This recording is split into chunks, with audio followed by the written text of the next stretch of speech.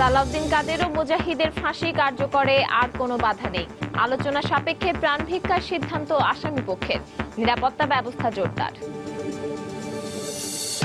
Facebook, Messenger, WhatsApp, ভাইবার পরবর্তী নির্দেশ না দেওয়া পর্যন্ত বন্ধ ঘোষণা। সিদ্ধান্ত সাময়িক, জানালেন স্বরাষ্ট্রমন্ত্রী। জনগণের নিরাপত্তায় আইন শৃঙ্খলা রক্ষা বাহিনীর উন্নয়নে পদক্ষেপ নেওয়া হচ্ছে। সংসদে প্রধানমন্ত্রী। সন্ত্রাস ও জঙ্গিবাদ দমনে সবাইকে সহযোগিতার আহ্বান। দিনাজপুরে গুলিবিদ্ধ ইতালীয় নাগরিককে উন্নত চিকিৎসার জন্য আনা হলো ঢাকার সম্মিলিত সামরিক হাসপাতালে। জেলা জামায়াতের সেক্রেটারি আটক।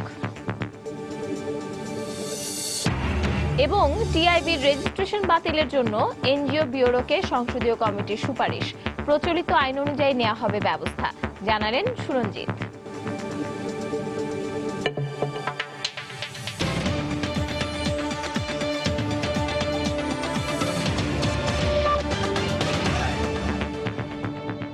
প্রবাসী সময়ের সঙ্গে আছি আমি পারমিতা হিম। রিভিউয়ের আবেদন খারিজ করে মানবতা বিরোধী অপরাধে মৃত্যুদণ্ডপ্রাপ্ত বিএনপি নেতা সালাউদ্দিন কাদের চৌধুরী ও আলবদর কমান্ডার আলী আহসান মুজাহিদের ফাঁসির আদেশ বহাল রেখেছেন সুপ্রিম কোর্টের আপিল বিভাগ। বুধবার সকাল 11:30টার দিকে প্রধান বিচারপতি এসকে সিনহার নেতৃত্বে আপিল বিভাগের 4 সদস্যের বেঞ্চ এ রায় ঘোষণা করেন। এদিকে অ্যাটর্নি জেনারেল জানিয়েছেন রায় কার্যকরে আর কোনো বাধা নেই। আফজাল হোসেনের রিপোর্টে আমরা প্রথমে দেখে নেব সালাউদ্দিন কাদের চৌধুরীর রিভিউর শুনানি ও রায়ের বিস্তারিত। উদ্ধত আচরণ, রায়ফাঁস এবং বিচার চলার সময় নানা বিতর্কিত মন্তব্যের কারণে আলোচিত ছিলেন বিএনপি নেতা সালাউদ্দিন কাদের চৌধুরী। ট্রাইব্যুনাল মৃত্যুদণ্ডের রায়ের পরও খালাস চেয়ে সর্বোচ্চ আদালতে আপিল নিয়েও করেছেন নানা নাটকীয়তা। রিভিউ শুনানিতে 5 পাকিস্তানের সাক্ষ্য নেওয়ার আবেদন, মৃত্যুদণ্ডের বৈধতা নিয়ে রিট করা সহ নানা ছলচাতুরের মাধ্যমে প্রমাণ করার চেষ্টা করেছেন 71 সালে তিনি দেশেই ছিলেন না, ছিলেন পাকিস্তানের পাঞ্জাবে। আপিল বিষয় বলেছে যেহেতু বর্তমান পাকিস্তান বাংলাদেশের সঙ্গে একটা বিরোধপূর্ণ সম্পর্ক রয়েছে এবং তারা হয়তোবা সালাউদ্দিন কাদের চৌধুরীর পক্ষে এই ধরনের একটি সার্টিফিকেট পাঠিয়েছে। যদিও এর সপক্ষে অকাট্য প্রমাণ না দেখিয়ে নানাভাবে আদালতকে বিভ্রান্ত সৃষ্টির চেষ্টা করেছেন তার আইনজীবীরা। বুধবার রিভিউ শুনানিতে আদালত বলেন তিনি 71 সালে দেশেই ছিলেন, করেছেন হত্যা, গণহত্যার মতো মানবতা বিরোধী অপরাধ। প্রায় 1.5 ঘন্টা এই বিষয়ে শুনানি শেষে রিভিউ আবেদনটি খারিজ করে দেন আদালত। এই সার্টিফিকেট এই মুহূর্তে, শেষ মুহূর্তে এটাকে বিবেচনা করার কোনো সুযোগ আছে বলে আদালত মনে করেন নেই এবং আমরাও একই রকম বক্তব্য দিয়েছি।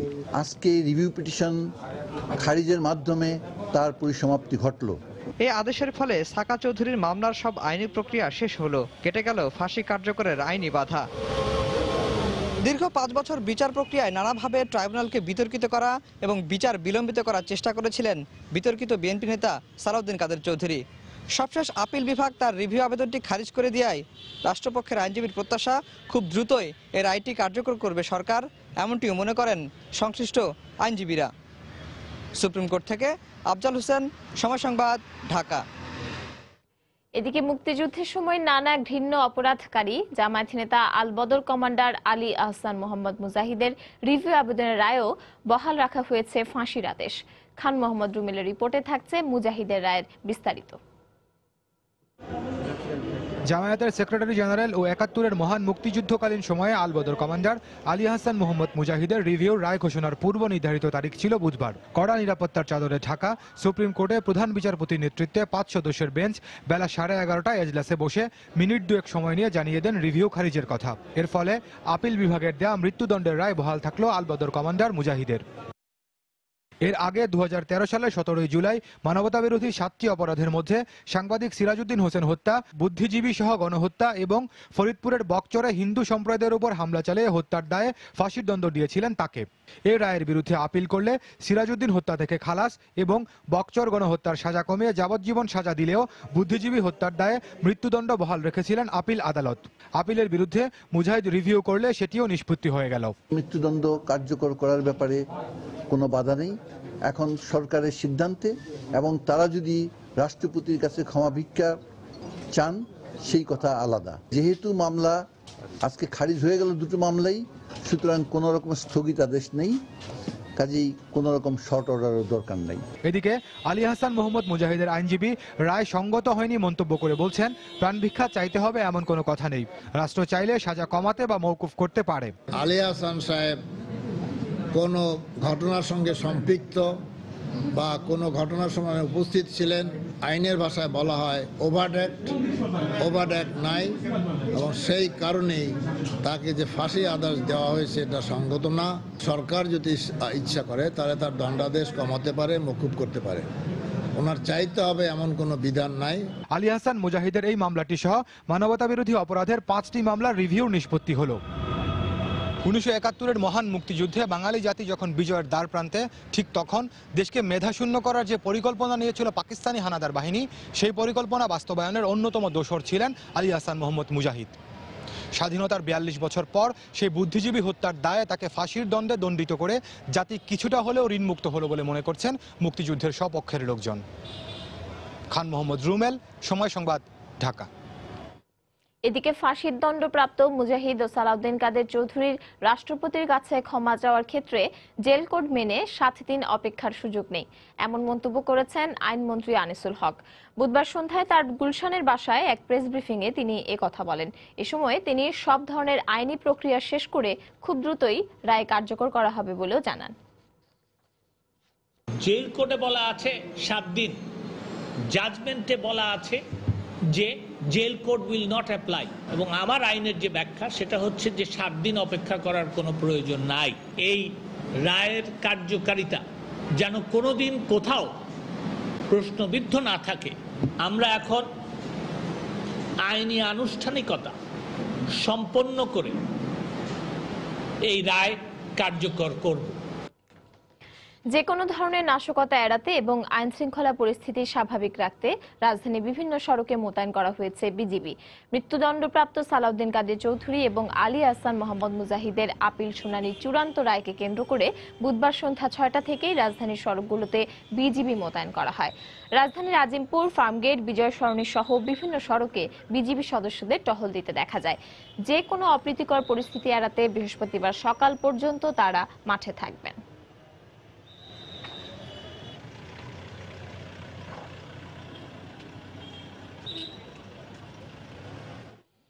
এদিকে শীর্ষ মানবতাবিরোধী অপরাধী সালাউদ্দিন কাদের চৌধুরী ও আলী আহসান মুজাহিদের ফাঁসির রায় বহাল থাকায় সন্তোষ প্রকাশ করেছে গণজাগরণ মঞ্চ। বুধবার রায় ঘোষণার সঙ্গে সঙ্গে শাহবাগ জাতীয় জাদুঘরের সামনে আনন্দ উল্লাসে মেতে ওঠেন গণজাগরণ মঞ্চের কর্মীরা। পরে তারা সেখান থেকে আনন্দ মিছিল নিয়ে টিএসসি ঘুরে আবার শাহবাগে এসে শেষ করে।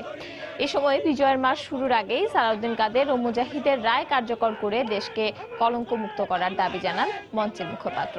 তাই ফাঁসির আদেশ বহাল রাখার মধ্য দিয়ে 16 কোটি মানুষের কাঙ্ক্ষিত চাওয়া পূর্ণ হয়েছে বলেও মন্তব্য করেন তিনি।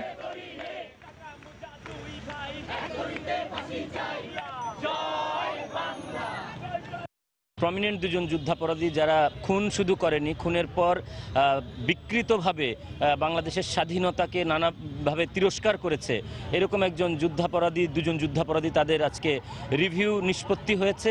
এই রিভিউয়ের মধ্য দিয়ে বাংলাদেশের 16 কোটি মানুষের যে আকাঙ্ক্ষা এই যুদ্ধাপরাধীদের মৃত্যুদণ্ডের রায় কার্যকর করে এদেশকে কলঙ্ক মুক্ত করা, যুদ্ধাপরাধী মুক্ত করা, সেই আকাঙ্ক্ষা পূরণ হয়েছে। সারা দেশের মানুষকে নিয়ে এই যুদ্ধাপরাধীদের বিচারিক রায় কার্যকরের মধ্য দিয়ে যে নতুন বাংলাদেশ, যুদ্ধাপরাধী মুক্ত এবং কলঙ্ক মুক্ত বাংলাদেশ, সেই বাংলাদেশে পুরো জাতি ঐক্যবদ্ধভাবে আমরা বিজয় দিবস উদযাপন করব।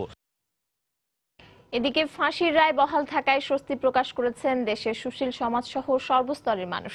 শিগগিরই এই রায় বাস্তবায়নের মধ্য দিয়ে দেশকে কলঙ্ক মুক্ত করার দাবি জানান তারা। পুরো বিশ্বব্যাপী সাম্প্রদায়িক মৌলবাদী জঙ্গিবাদী শক্তির যে উত্থান, যে সময় আমরা খুব শঙ্কাগ্রস্ত, খুব ভয়ে আছি, সেই সময়ে এরকম একটি রায় আমাদের মনে কিছুটা হলেও স্বস্তি এনে দেয়। আমরা সরকারের কাছে দাবি জানাবো অনতিবিলম্বে তাদের ফাঁসির রায়টি কার্যকর করে বাংলাদেশে যারা স্বাধীনতা সংগ্রামে যারা শহীদ হয়েছিলেন সেই সমস্ত শহীদদের আত্মা যাতে শান্তি পায় সেই ব্যবস্থাটি করার। আওয়ামী লীগ আজকে ক্ষমতায় আছে, সে কারণেই আমরা বেঁচে থেকে আমরা এই সকল যুদ্ধাপরাধীদের বিচার দেখে দিতে পাচ্ছি। এই রায় কার্যকর করা হোক এই রায়ের মাধ্যমে এই ফরিদপুর কলঙ্কমুক্ত হবে। একজন শহীদের সন্তান হিসেবে আজকের দিনটি আমার জন্য খুবই আনন্দময় মনে হয়েছে। এদের ফাঁসি যাতে অবিলম্বে কার্যকর হয়, সরকারের কাছে আমরা সেই দাবি জানাচ্ছি। তাদের এই ফাঁসির রায় হওয়াতে আমরা সবাই অত্যন্ত গর্বিত এবং আমরা আনন্দিত। পরবর্তী নির্দেশ না দেয়া পর্যন্ত সামাজিক যোগাযোগ মাধ্যম ফেসবুক, ভাইবার, হোয়াটসঅ্যাপ, মেসেঞ্জার বন্ধ করে দিয়েছে বাংলাদেশ টেলিযোগাযোগ নিয়ন্ত্রণ কমিশন বিটিআরসি। এছাড়া রায় ঘোষণার পরপরই বুধবার প্রায় 1.5 ঘন্টার জন্য পুরো দেশে ইন্টারনেট সেবা বন্ধ রাখা হয়। সাধারণ মানুষ এই সিদ্ধান্তকে স্বাগত না জানালেও বিশেষজ্ঞরা মনে করছেন সাময়িক অসুবিধা হলেও নিরাপত্তার কারণে সরকার এ ধরনের ব্যবস্থা নিতেই পারে। মুক্তিযুদ্ধের সময় মানবতা বিরোধী অপরাধের দায়ে বিএনপি নেতা সালাউদ্দিন কাদের চৌধুরী ও জামাত নেতা আলী আহসান মুজাহিদের চূড়ান্ত রায়ে ফাঁসি বহাল রাখার ঘোষণার পরপরই দেশে 4টি সামাজিক যোগাযোগ মাধ্যম বন্ধ করে দেয় বিটিআরসি। এর কিছুক্ষণ পরই হঠাৎ করে 1.5 ঘন্টার জন্য বন্ধ হয়ে যায় পুরো ইন্টারনেট সেবা। মূলত নিরাপত্তাজনিত কারণে আইন শৃঙ্খলা বাহিনীর অনুরোধেই বিটিআরসি এ নির্দেশনা জারি করে। তবে পূর্ব ঘোষণা ছাড়াই এ ধরনের সিদ্ধান্তের ফলে বিড়ম্বনায় পড়তে হয় সাধারণ মানুষকে। আমরা ফ্রেন্ডের কাছে যদি আমাদের কোনো কিছু দরকার হয় তো আমরা হোয়াটসঅ্যাপে বলি যে মেসেজ দিই। কোন একটা ক্লাস আমি করতে পারিনি, ক্লাস লেকচারটা আমার নেওয়া হয়নি, তো তখন আমরা কি বলি যে হ্যাঁ ছবিটা তুলে মেসেঞ্জারে পাঠায় দে, যাতে আমি ওটা নিয়ে পড়ে নিতে পারি। বিশেষজ্ঞদের মতে ব্যবসা, বাণিজ্য, অফিস, আদালত সহ দেশের অনেক কিছুই এসব ইন্টারনেট সেবার উপর নির্ভরশীল হলেও নিরাপত্তার বৃহৎ স্বার্থে তা মেনে নেওয়া উচিত সাধারণ মানুষকে। পাশাপাশি নিরাপত্তার বিকল্প ব্যবস্থা চালু করে দ্রুত এসব সেবা খুলে দেওয়ার তাগিদ দেন তারা। বৃহত্তর অর্থে যাতে পপুলার যে বিষয়গুলো সবসময় অধিকাংশ মানুষ ব্যবহার করে সেগুলোকে ব্যবহার করে যেন অপরাধী চক্র কোনো ধরনের নাশকতামূলক ঘটনা ঘটাতে না পারে, এই সমস্ত কনটেক্সটে এগুলোকে বন্ধ না করে সেগুলোকে মনিটর করে যে অপরাধীরা যেন ইউজ করতে না পারে সেই দিকে সচেষ্ট হওয়াটাই আসলে আমিও মনে করি সেদিকেই সচেষ্ট হওয়া উচিত আমাদের। মানে যেহেতু কমিউনিকেশনটা বন্ধ আছে তাদেরকে অল্টারনেটিভ মিডিয়া ইউজ করতে হবে, হয়তো টেলিফোন লাইন ইউজ করতে হবে বা SMS ইউজ করতে হবে।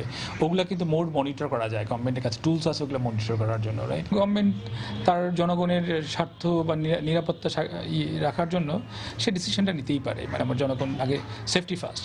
এর আগে বিএনপি জামাতের অবরোধ কর্মসূচির সময়ও 5টি সামাজিক যোগাযোগ মাধ্যমকে নিরাপত্তার কারণ দেখিয়ে সাময়িক বন্ধ করে দেওয়া হয়েছিল। মাহমুদ রাকিব, সময় সংবাদ, ঢাকা। সালাউদ্দিন কাদের চৌধুরী ও মুজাহিদের রায় কার্যকরকে কেন্দ্র করে যে কোনো অস্থিতিশীল পরিস্থিতি ঠেকানোর পাশাপাশি দেশের নিরাপত্তার স্বার্থেই ইন্টারনেটের কয়েকটি সেবা সাময়িক বন্ধ রাখা হয়েছে বলে জানিয়েছেন স্বরাষ্ট্রমন্ত্রী আসাদুজ্জামান খান কামাল। বুধবার দুপুরে সচিবালয়ে সাংবাদিকদের তিনি কথা বলেন। এদিকে আদালতের রায়ের কপি কারাগারে আসার পরই আইন অনুযায়ী রায় কার্যকর হবে বলেও জানান স্বরাষ্ট্রমন্ত্রী। শুধু আমাদের দেশে নয়, ফ্রান্সে এবং অন্যান্য জায়গায় বেশ কিছু ঘটনা ঘটেছে। যুদ্ধাপরাধীদের বিচার কার্যকর করার সময় একটা অচল অবস্থা সৃষ্টি করতে পারে। সেই জন্যই আমরা দেশকে স্থিতিশীল রাখার জন্য, আমরা শান্ত রাখার জন্য আমরা নিরাপত্তার খাতিরে ব্যবস্থা গ্রহণ করা হয়েছে। 2 জনের বিচার কার্য শেষ হয়েছে। বিচার বিভাগের থেকে যেই নির্দেশ আমাদের হাতে এসে পৌঁছবে তারপরে আমরা আইন অনুযায়ী ব্যবস্থা নেব। এখন কোর্টের থেকে আমাদের কাছে আসবে এবং আইজি প্রিজনের কাছে যাবে, অর্ডারটা যাবে। সেই অর্ডারটা পেলে তারপর আমাদের সবকিছু ঠিকঠাক হলে আমরা তখন বলবো যে অর্ডার এক্সিকিউট করা যায়। প্রবাসী সময় আরো থাকছে। প্যারিসে হামলার মূল পরিকল্পনাকারী আবদেল হামিদ আবাউদ যৌথ বাহিনীর অভিযানে নিহত। ওয়াশিংটন পোস্টে খবর প্রকাশ, নিশ্চিত করেনি ফরাসি নিরাপত্তা বাহিনী।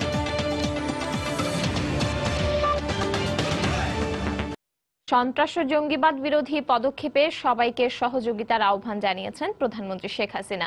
এছাড়াও জনগণের নিরাপত্তা বিধানে আইন শৃঙ্খলা রক্ষা বাহিনীর উন্নয়নে পদক্ষেপ নেওয়া হচ্ছে বলেও জানান প্রধানমন্ত্রী। বুধবার বিকেলে জাতীয় সংসদ অধিবেশনে প্রশ্নোত্তর পর্বে প্রধানমন্ত্রী কথা বলেন। সন্ত্রাস ও জঙ্গিবাদ বিরোধী যে পদক্ষেপ আমরা নিয়েছি সেখানে প্রত্যেকটা মানুষের সহযোগিতা প্রয়োজন এবং যারা সন্ত্রাস ও জঙ্গিবাদের সাথে জড়িত তাদেরকে ধরিয়ে দেওয়া, আইনের হাতে সোপর্দ করা এবং তাদের উপযুক্ত শাস্তি দেওয়া। জনগণের নিরাপত্তা বিধানের জন্য আমাদের যেমন পুলিশ বাহিনীকে আমরা আরও শক্তিশালী করছি, তার সংখ্যা বাড়াচ্ছি। আমাদের অন্যান্য আইন শৃঙ্খলা রক্ষাকারী সংস্থাগুলি তাদেরকে উপযুক্ত ট্রেনিং দেওয়া এবং তাদের শক্তিশালী করা। প্রত্যেক একেবারে ইউনিয়ন উপজেলা পর্যায় পর্যন্ত আইন শৃঙ্খলা যাতে উন্নত হয় তার জন্য আমরা কমিটি ইতিমধ্যে করেছি। এই কমিটিগুলি আরও সক্রিয় করা, আর সবথেকে বড় কথা দেশের মানুষকে সচেতন করা। এই সচেতনতার সৃষ্টি হলেই আমরা দেশকে আরও শান্তিপূর্ণ পথে এগিয়ে নিয়ে যেতে সক্ষম হব। কারণ প্রত্যেকটা মানুষ যত বেশি সচেতন থাকবে ততই বেশি আমরা সাফল্য অর্জন করব। আবারও প্রমাণ হয়েছে যত বাধা ষড়যন্ত্রই হোক, যুদ্ধাপরাধীদের বিচার প্রশ্নে কোনো আপোষ করে না সরকার। এমন মন্তব্য করেছেন আওয়ামী লীগ নেতারা। বুধবার দুপুরে যুদ্ধাপরাধী সাকা চৌধুরী ও মুজাহিদের রায় ঘোষণার পর বঙ্গবন্ধু এভিনিউতে এক তাৎক্ষণিক প্রতিক্রিয়ায় তারা এ মন্তব্য করেন। এ সময় তারা বলেন, কোনো শক্তি এ রায় কার্যকরকে বাধাগ্রস্ত করতে পারবে না। রায় কার্যকরার সময়ের ব্যাপার মাত্র। তারা জামাত এবং বিএনপি বিদেশে লবিস্ট নিয়োগ করে এই বিচারকে বাধাগ্রস্ত করার চেষ্টা করেছে। এখনো তারা এই রায় যাতে কার্যকর না হয় তার জন্য তারা তৎপরতা চালাতে পারে তাদের লবিস্টের মাধ্যমে, কিন্তু কোনো অবস্থাতেই এই রায়কে কার্যকর করার ক্ষেত্রে বাধাগ্রস্ত করতে পারবে না। আমাদের মাননীয় প্রধানমন্ত্রী অত্যন্ত অনর বিচারের সংস্কৃতি যে আমরা চালু করেছি, এটা আমরা অবশ্যই এই রায় কার্যকর করার মধ্য দিয়ে তা আমরা বহাল রাখব এবং কোনো অবস্থাতেই কোনো শক্তি এই রায়কে কার্যকর করার ব্যাপারে প্রতিবন্ধকতা সৃষ্টি করতে পারবে না।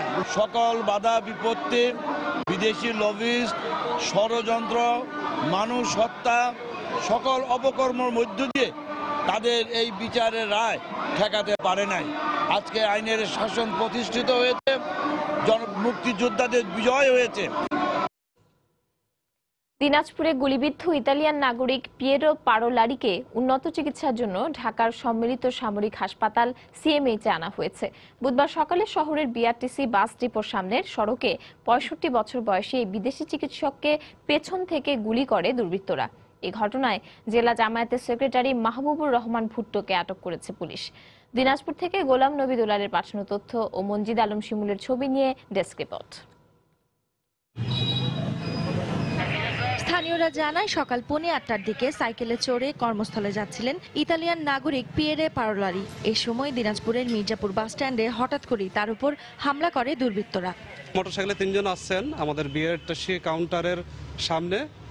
একজন আচমকা মোটরসাইকেল থেকে নামে পিছন থেকে গুলি করে দিয়ে পার হয়ে গেছেন। গুলি করছে, ঘুষি মারছে, আর উনি পড়ে গেছেন, তারপর ওনারা পালায় গেছে। তাৎক্ষণিকভাবে স্থানীয়রা তাকে উদ্ধার করে দিনাজপুর মেডিকেল কলেজ হাসপাতালে ভর্তি করেন। খবর পেয়ে সেখানে ছুটে আসেন পিয়েরে পারোলারির সহকর্মীরা। কেবল দেখলাম যে ভিতরে গেল, এখন কি আছে আমি জানি না, কি হয়েছে বলতে পারি না। জানাইলো আসলাম দেখতে। যারা বিভিন্ন জায়গা থেকে রোগী নিয়ে আসেন, তাহলে ওনাদেরকে উনি দেখাশোনা করেন আর আমাকে রিপোর্ট দেন যে রোগীর এই অবস্থা। চিকিৎসকরা জানান, ডাক্তার পিয়েরের ঘাড়ের পেছন দিকে মারাত্মক জখম রয়েছে। নিশ্চিত করে এখনই কিছু বলা সম্ভব নয়। রোগীর সার্বিক অবস্থা 48 ঘন্টা আগে বলা মুশকিল, কারণ তার হেড ইনজুরি আছে। ঠিক আছে, হেড ইনজুরি পেশেন্ট 48 ঘন্টা আগে বলা মুশকিল। আমাদের এখন মনে হচ্ছে যে এটা বুলেট ইনজুরি।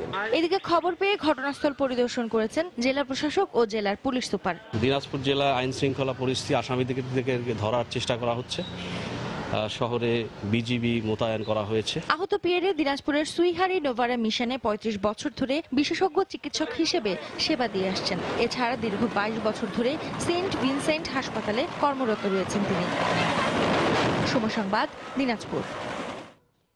বহির্বিশ্বে বাংলাদেশের ভাবমূর্তি ক্ষুণ্ণ করতেই একটি চক্র একের পর এক বিদেশিদের উপর হামলা করছে বলে মন্তব্য করেছেন জাতীয় পার্টির চেয়ারম্যান হোসেন মোহাম্মদ এরশাদ। বুধবার দুপুরে গাইবান্ধার পলাশ বাড়িতে দলীয় নেতাকর্মীদের সঙ্গে মতবিনিময় সভায় যোগদানের আগে সাংবাদিকদের তিনি একথা বলেন। আমি বলব ষড়যন্ত্র সরকারের বিরুদ্ধে, সরকারের ভাবমূর্তি নষ্ট করার জন্য, বিদেশি আতঙ্ক সৃষ্টি করার জন্য, বিদেশের এখানে না আসে, বিনিয়োগ কম হয়, এই কারণে করা হচ্ছে। সরকারকে হেয় করার জন্য।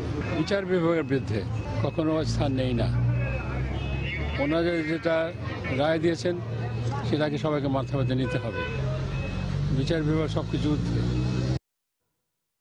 এদিকে দিনাজপুরে ইতালিয়ান নাগরিকের ওপর হামলার নিন্দার পাশাপাশি বিএনপির আন্তর্জাতিক বিষয়ক সম্পাদক আসাদুজ্জামান রিপন সরকারকে দোষারোপের রাজনীতি না করে প্রকৃত দোষীদের গ্রেপ্তারের দাবি জানিয়েছেন। বুধবার সকালে দলটির কেন্দ্রীয় কার্যালয়ে সংবাদ সম্মেলনে তিনি একথা বলেন।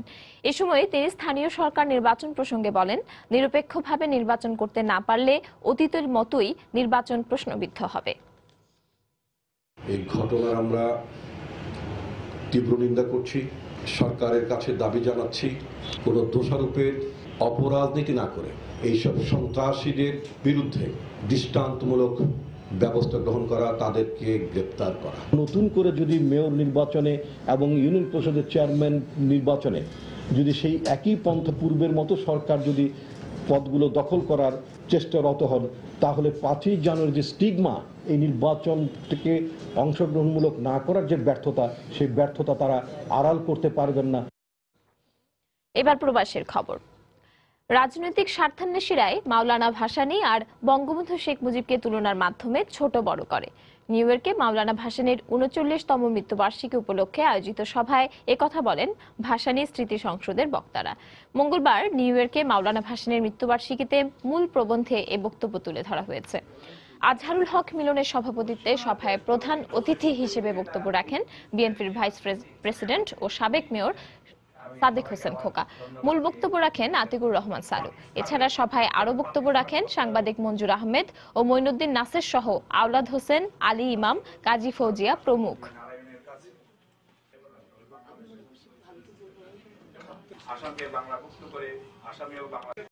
দেশের আর্থিক প্রতিষ্ঠানগুলোর মধ্যে সমন্বয় করা গেলে অর্থনীতিকে আরো শক্তিশালী করা সম্ভব হবে বলে মনে করেন নেদারল্যান্ডসের রানী ম্যাক্সিমা। এক্ষেত্রে স্বচ্ছতা নিশ্চিত করা গেলে দ্রুত বাংলাদেশ তার কাঙ্ক্ষিত লক্ষ্যে পৌঁছতে পারবে বলে মনে করেন তিনি। 3 দিনের সফর শেষে বুধবার বিকেলে রাজধানীর একটি হোটেলে সংবাদ সম্মেলনে একথা বলেন জাতিসংঘ মহাসচিবের বিশেষ দূত ম্যাক্সিমা।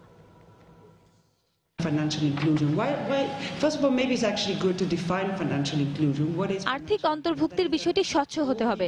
বাংলাদেশে এখনো 31% দারিদ্রতা রয়েছে। নারীরা অর্থনৈতিক কর্মকাণ্ডে এখনো পিছিয়ে রয়েছেন। এদেশের প্রায় অর্ধেক মানুষ মোবাইল ফোন ব্যবহার করলেও মাত্র 3% মানুষের মোবাইলে অর্থ লেনদেনের অ্যাকাউন্ট রয়েছে। একটি কার্যকর এবং নিরাপদ আর্থিক সেবা বাংলাদেশের সমন্বিত উন্নয়ন এবং অগ্রগতিতে গুরুত্বপূর্ণ ভূমিকা রাখতে পারবে।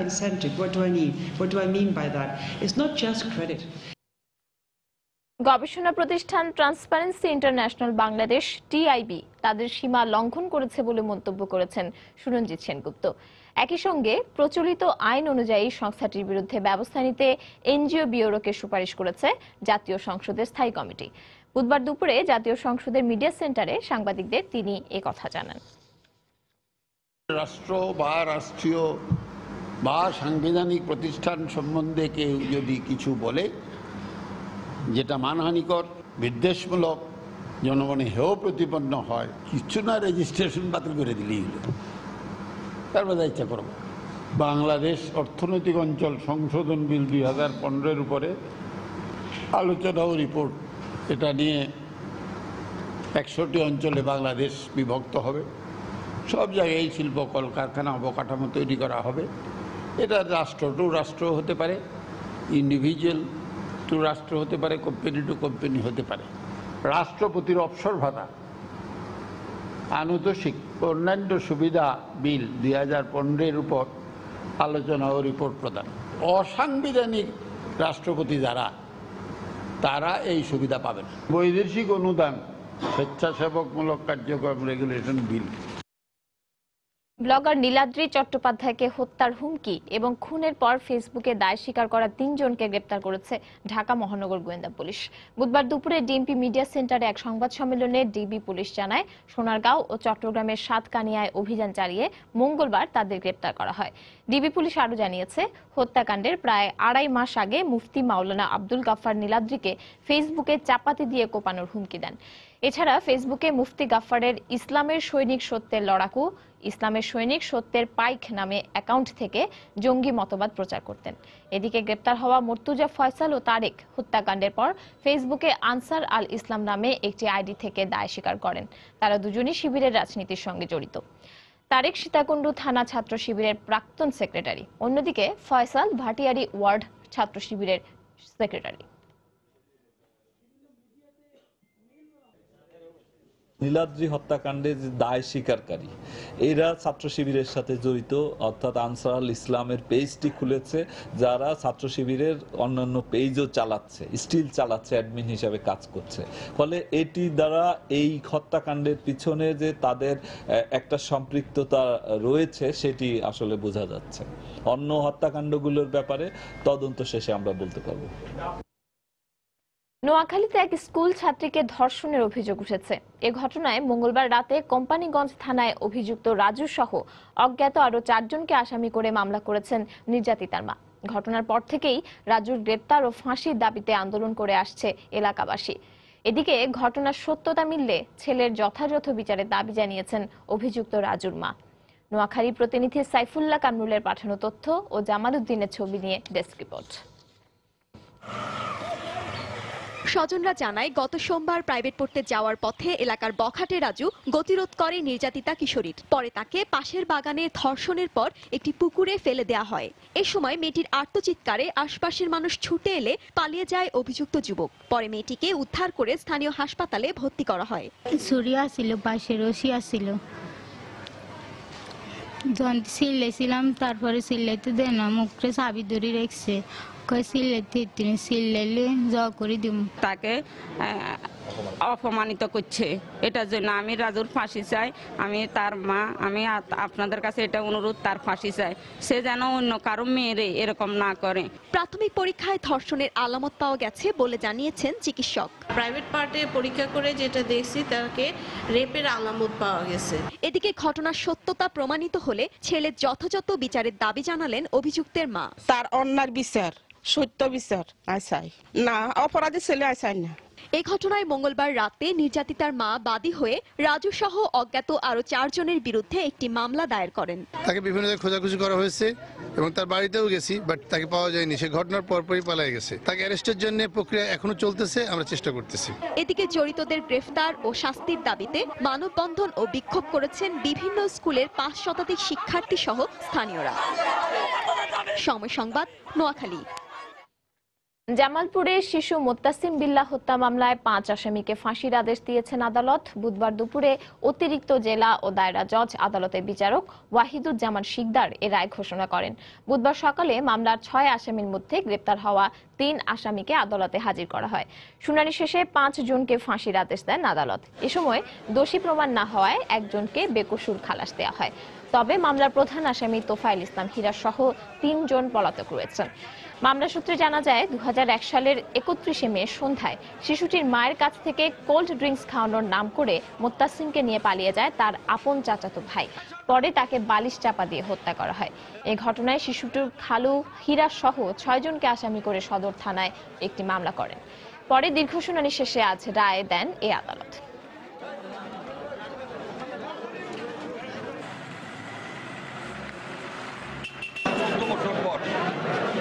আমার ছেলের এই সুবিচার পাওয়ার জন্য আমি সরকারের কাছে কৃতজ্ঞ। যদি এই বিচার কার্যকর করা হয়, আমি এবং আমার পরিবার আমরা সরকারের প্রতি সন্তুষ্ট থাকবো। রাষ্ট্রপক্ষ এই দণ্ডে আমরা সন্তুষ্ট হয়েছি। কোনো ব্যক্তি যদি কোনো অপরাধ করে থাকে তাহলে এই রায় এবং বাংলাদেশের আইনের শাসন প্রতিষ্ঠিত হয়েছে। আইন দিয়ে গণমাধ্যমকে চালাতে চায় না সরকার, এমন মন্তব্য করেছেন তথ্যমন্ত্রী হাসানুল হক ইনু। সন্ধ্যায় রাজধানীর 5 তারকা হোটেল রেডিসনে দীপ্ত টেলিভিশনের উদ্বোধনী অনুষ্ঠানে তিনি কথা বলেন। এ সময় তিনি জঙ্গি দানবদের রুখতে গণমাধ্যম সহ সবার সহযোগিতা কামনা করেন। আমরা গণমাধ্যমের পবিত্রতায় বিশ্বাস করি, প্রসারে বিশ্বাস করি, বিকাশে বিশ্বাস করি। আমরা আইন দ্বারা গণমাধ্যমকে চালাতে চাই না। আমরা মনে করি গণমাধ্যমের প্রত্যেকটা কর্মী এবং কর্তৃপক্ষ তারা যারা বিচার বুদ্ধিতে কোনটা পরিবেশনযোগ্য, কোনটা পরিবেশনযোগ্য নয়, কোনটা সমাজে সমৃদ্ধি আনে, কোনটা বিশৃঙ্খলা তৈরি করে, সেই বিচার বুদ্ধিটা আপনারা প্রয়োগ করবেন, সেইভাবেই সামনের দিকে এগিয়ে যাবেন। চট্টগ্রামের শাহ আমানত আন্তর্জাতিক বিমানবন্দর থেকে 82টি স্বর্ণের বার সহ একজনকে আটক করেছেন শুল্ক গোয়েন্দা কর্মকর্তারা। বুধবার সন্ধ্যা 6টার দিকে তাকে আটক করা হয়। শুল্ক কর্মকর্তারা জানান, বুধবার সন্ধ্যা 5:30টার দিকে ওমান থেকে আসা একটি ফ্লাইটে শাহ আমানত আন্তর্জাতিক বিমানবন্দরে নামেন সাইফুল নামে এক যাত্রী। এ সময় তার গতিবিধি সন্দেহজনক হওয়ায় তাকে আটক করে দেহ তল্লাশি করেন শুল্ক গোয়েন্দা কর্মকর্তারা। পরে তার কোমরে থাকা দুটি ব্যাগ থেকে 82টি স্বর্ণের বার উদ্ধার করা হয়। 9.5 কেজি ওজনের এই স্বর্ণের বারের আনুমানিক মূল্য প্রায় 4 কোটি টাকা বলে জানিয়েছেন শুল্ক গোয়েন্দা কর্মকর্তারা।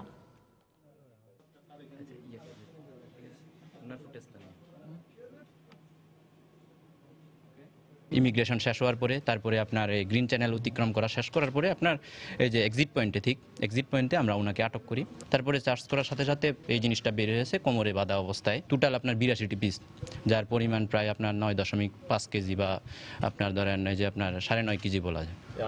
হ্যাঁ, আনুমানিক মূল্য আপনার 4 কোটি টাকা। দেশের বাইরের খবর।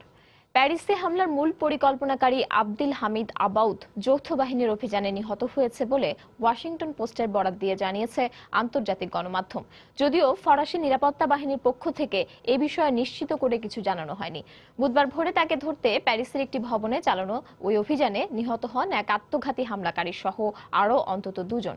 এছাড়াও অভিযানে 8 সন্দেহভাজন সন্ত্রাসীকে গ্রেপ্তার করা হয়েছে বলেও জানায় ফরাসি নিরাপত্তা বাহিনী। শুক্রবারের ভয়াবহ সন্ত্রাসী হামলার আতঙ্কের মধ্যেই বুধবার ভোররাতে গোলাগুলির শব্দে ঘুম ভাঙে উত্তর প্যারিসের বাসিন্দাদের। রাজধানীর সানদেনি এলাকার একটি ভবনে প্যারিস হামলার সম্ভাব্য মূল পরিকল্পনাকারী আব্দুল হামিদ আবাউদের অবস্থানের খবর পেয়ে অভিযান চালায় নিরাপত্তা বাহিনীর সদস্যরা। এ সময় পুলিশকে লক্ষ্য করে পাল্টা গুলি চালায় বন্দুকধারীরা। ঘটনাস্থলে বেশ কয়েকটি বিস্ফোরণের শব্দও শোনা যায়। শ্বাসরুদ্ধকর অভিযান শেষে ভবনটির বাইরে ফরাসি স্বরাষ্ট্রমন্ত্রী বার্নার্ড ক্যাজেনু এবং প্যারিসের প্রসিকিউটর ফ্রাঁসোয়া মোলিন্স উপস্থিত সাংবাদিকদের জানান, অভিযান চলার সময় এক নারী ভবনের ভেতরে আত্মঘাতী বোমার বিস্ফোরণ ঘটালে ঘটনাস্থলে নিহত হয় সে। এছাড়াও অভিযানে পুলিশের গুলিতে নিহত হয় আরও অন্তত এক সন্দেহভাজন সন্ত্রাসী। একটি টেলিফোন কলের সূত্র ধরে গোপন সংবাদের ভিত্তিতে আবাউদকে ধরতে ভোর 4টার দিকে যৌথ বাহিনীর সদস্যরা ভবনটিতে অভিযান চালায়। ভবনটি থেকে সন্দেহভাজন 8 সন্ত্রাসীকে গ্রেফতার করেছে আমরা। প্রাথমিকভাবে আমরা যে তথ্য পেয়েছিলাম তাতে আমাদের মনে হয়েছে আবাউদ ওই ভবনটিতে আত্মগোপন করে থাকতে পারে। এদিকে বৃহত্তর স্বার্থে আইএসের বিরুদ্ধে লড়াইয়ে সবাইকে একজোট হতে বিশ্ববাসীর প্রতি আবারও আহ্বান জানিয়েছেন ফরাসি প্রেসিডেন্ট ফ্রাঁসোয়া ওলাদ। বুধবার প্যারিসে অনুষ্ঠিত দেশটির নগর মেয়রদের এক সম্মেলনে একথা বলেন তিনি।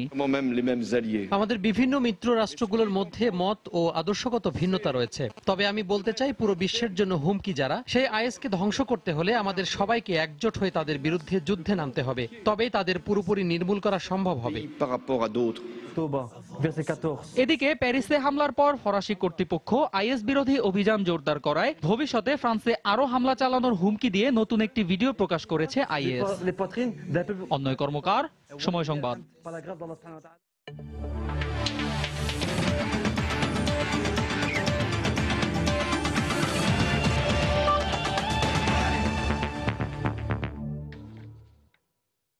খেলার খবর। অস্ট্রেলিয়া ফুটবল দলের সফর সুষ্ঠুভাবে সম্পন্ন করায় প্রমাণ করে সে দেশের ক্রিকেট দলের বাংলাদেশ সফর স্থগিত করার সিদ্ধান্ত ভুল ছিল। এমনটাই মন্তব্য করেছেন বিসিবির মিডিয়া কমিটির প্রধান জালাল ইউনুস। সময় সংবাদকে তিনি জানান, অজিরা ওই সিরিজ খেললে টাইগারদের পক্ষেই ফল আসত। তবে আসন্ন টি-20 বিশ্ব আসরের আগে অস্ট্রেলিয়া ক্রিকেট দল বাংলাদেশে আসতে পারে বলেও আভাস দিলেন এই বোর্ড পরিচালক। বিস্তারিত হুমায়ুন কবির রোজের রিপোর্টে। বাংলাদেশের নিরাপত্তার প্রশ্ন তুলে গেল সেপ্টেম্বর অক্টোবরে অনেক নাটকীয়তার পর বাংলাদেশ সফর স্থগিত করে ক্রিকেট অস্ট্রেলিয়া। এরপর নিরাপত্তার ওই প্রশ্ন থাকলেও ফুটবল ফেডারেশন অস্ট্রেলিয়া ঢাকায় বিশ্বকাপ বাছাই পর্বে অংশ নেওয়ার কথা জানায়। এমন অবস্থায় দেশটির গণমাধ্যমে ক্রিকেট অস্ট্রেলিয়ার প্রধান নির্বাহী প্রশ্নের মুখে পড়েন। অস্ট্রেলিয়া ফুটবল দল বাংলাদেশ সফর করতে পারলে কেন ক্রিকেট দল নয়? এর ব্যাখ্যায় ক্রিকেট অস্ট্রেলিয়া জানায়, নিরাপত্তার প্রশ্নে তাদের সিদ্ধান্ত যৌক্তিক ছিল। অথচ নির্বিঘ্নেই বঙ্গবন্ধু স্টেডিয়ামে 2018 ফুটবল বিশ্বকাপের বাছাই পর্বে ম্যাচ খেলে দেশে ফিরেছে সকারুজরা। তাই অজিদের সিদ্ধান্ত নিয়ে এখন উল্টো প্রশ্ন তুলল বিসিবি। অবশ্যই তারা ভুল করলো এবং আমার মনে হয় যে তারা আমাদের ক্রিকেটে একটা স্পট দিয়ে গেছে। এই পর্যন্ত কোনো সময় এত গন্ডগোল আগেও 2014 সালেও এর চেয়ে বড় গন্ডগোল ছিল দেশে, পলিটিক্যাল টার্বুলেন্স ছিল, সেই সময় কিন্তু ওয়ার্ল্ড কাপ হয়ে গেছে। এতগুলা টিমকে আমরা এখানে হ্যান্ডেল করেছি। এবছর ক্রিকেট আকাশে বাংলাদেশ দুর্দান্ত ও অপ্রতিরোধ্য, তাই অস্ট্রেলিয়ার সাবেক ক্রিকেটার ডিন জোন্স থেকে শেন ওয়ার্ন পর্যন্ত মন্তব্য করেন নিরাপত্তার প্রশ্ন অজুহাত মাত্র। টাইগারদের কাছে হারের লজ্জা এড়াতেই সফর স্থগিত করেছে ক্রিকেট অস্ট্রেলিয়া। এই বোর্ড পরিচালকও বিশ্বাস করেন অজিরা আসলে ফর্মে থাকা বাংলাদেশ দারুণ কিছু করতে পারত। আমাদের যে এখন যে অবস্থান, আমরা যেভাবে আমরা ভালো করছি, আমাদের ক্রিকেট যে লেভেলে আছে, আমরা অস্ট্রেলিয়ার সাথে খুবই ভালো খেলতে পারতাম। এদিকে বিভিন্ন সূত্রে জানা গেছে টি-20 বিশ্ব আসরের পর হয়তো সংক্ষিপ্ত সফরে অস্ট্রেলিয়া ক্রিকেট দল 3 ম্যাচের ওয়ানডে সিরিজ খেলতে আসতেও পারে বাংলাদেশে। এমন প্রশ্ন অবশ্য হাওয়ায় উড়িয়ে দেননি এই বোর্ড পরিচালক। যদি এপ্রিলের দিকেও যদি কোনো গ্যাপ থাকে। হুমায়ুন কবির রোজ, সময় সংবাদ, ঢাকা। প্রবাসী সময়ের পর্যায়ের শীর্ষ সংবাদ জানিয়ে দিচ্ছে আরেকবার। সালাউদ্দিন কাদের ও মুজাহিদের ফাঁসি কার্যকরে আর কোনো বাধা নেই। আলোচনা সাপেক্ষে প্রাণভিক্ষার সিদ্ধান্ত আসামিপক্ষের, নিরাপত্তা ব্যবস্থা জোরদার। ফেসবুক, মেসেঞ্জার, হোয়াটসঅ্যাপ, ভাইবার পরবর্তী নির্দেশ না দেওয়া পর্যন্ত বন্ধ ঘোষণা, সিদ্ধান্ত সাময়িক, জানালেন স্বরাষ্ট্রমন্ত্রী। জনগণের নিরাপত্তায় আইন শৃঙ্খলা রক্ষা বাহিনীর উন্নয়নে পদক্ষেপ নেওয়া হচ্ছে, সংসদে প্রধানমন্ত্রী। সন্ত্রাস ও জঙ্গিবাদ দমনে সবাইকে সহযোগিতার আহ্বান। দিনাজপুরে গুলিবিদ্ধ ইতালীয় নাগরিককে উন্নত চিকিৎসার জন্য আনা হলো ঢাকার সম্মিলিত সামরিক হাসপাতালে, জেলা জামায়াতের সেক্রেটারি আটক। এবং টিআইবির রেজিস্ট্রেশন বাতিলের জন্য এনজিও ব্যুরোকে সংসদীয় কমিটির সুপারিশ, প্রচলিত আইন অনুযায়ী নেওয়া হবে ব্যবস্থা, জানালেন সুরঞ্জিত। এই ছিল প্রবাসী সময়ে। যে কোনো খবর পেতে ভিজিট করুন সময়.tv। যে কোনো বাংলা লিংক, রবি ও সিটিসেল নম্বর থেকে সময় সংবাদের খবর, অনুষ্ঠান সূচি জানতে এবং যে কোনো তথ্য সময় সংবাদকে জানাতে ডায়াল করুন 16242 নম্বরে। এছাড়া এই মাত্র পাওয়া খবর আপনার মোবাইলে পেতে SMS করুন *SN লিখে পাঠিয়ে দিন 16242 নম্বরে। সঙ্গে থাকুন সময়ের।